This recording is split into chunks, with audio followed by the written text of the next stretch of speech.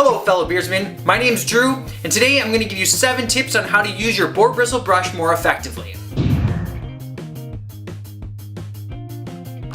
In my last video, I did a review of a boar bristle brush from Liberty Grooming Co., which has a nice long handle to it. And today I'm going to be using one from 7 Potions. It's a much smaller brush, much easier to conceal or carry around with you.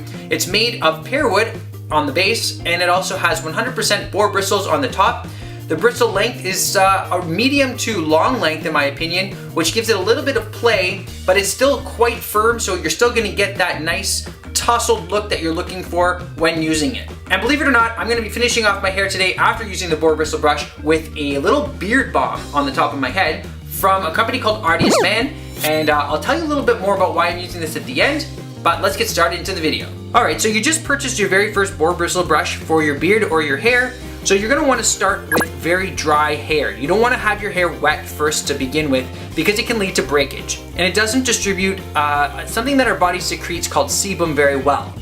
If you're not sure what sebum is, don't worry, most people probably don't. It's that oily, waxy substance that's secreted from our glands that helps to waterproof and lubricate our skin. Number 2, it is not a very good detangler, so you're going to want to detangle your hair prior to using your boar bristle brush. Start with a wide tooth comb so you can get out all those knots and frizzy bits, and then you can get to it with your boar bristle brush. Number 3, always brush from the root to the tip. This distributes the sebum and creates shiny, bouncy hair. Number 4, brush in sections. Start with the back of your hair by bending over it at your waist and allow your hair, if it's long enough, to dangle over, and you're going to want to start at the very base of your, kind of at your neck hairline there, and that's where most of the sebum glands are concentrated, and then you're going to start there and drag the brush all the way up through your hair until it gets to the tip. Then you can flip your hair back over, and then I like to do it in 3 strips, so I'm starting on one side and combing it from the root all the way up. Make sure you're getting the hairline because a lot of sebum glands are around the hairline as well, and then go into the middle and then go to the other side. Number 5, you're going to want to repeat this process. Generally speaking, you're going to want to do this 3 different times, and that way it'll provide the most bounce, the most luster to your hair.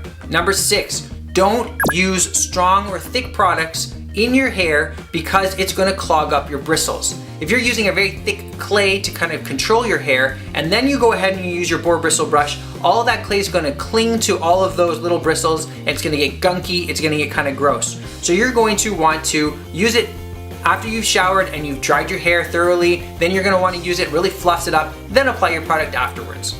Number 7, you're going to want to use a small comb to remove the hair from the brush after you're done. Over time, your hair is going to actually collect in between the bristles because they are so dense, and it's going to get kind of wild and crazy. So by combing it out, you're removing all of that extra old dead hair, and you're kind of cleaning the brush and the bristles, and you can also use cool water with a lint-free towel afterwards to make sure it's clean. And the last little tip that I like to use is a little bit of beard balm to give it that extra shine. This one right now is by Artist Man. It's the Citrus Fire, and the reason why I like it is because it smells like cinnamon hearts. My fiance loves it, and it's all natural, great ingredients, so I'll put a link to that if you're interested at the bottom as well. I'll save you 20% if you use Drew20 at checkout, and what I like to do is just put a little bit on my hand. Make sure you don't use too much here, because if you do, what's going to happen is your hair is actually going to get too greasy, especially since you've just rubbed all that sebum around. But this is just going to help to kind of keep it, all that frizz down, keep it the way you want it to go, and add that little extra shine to it.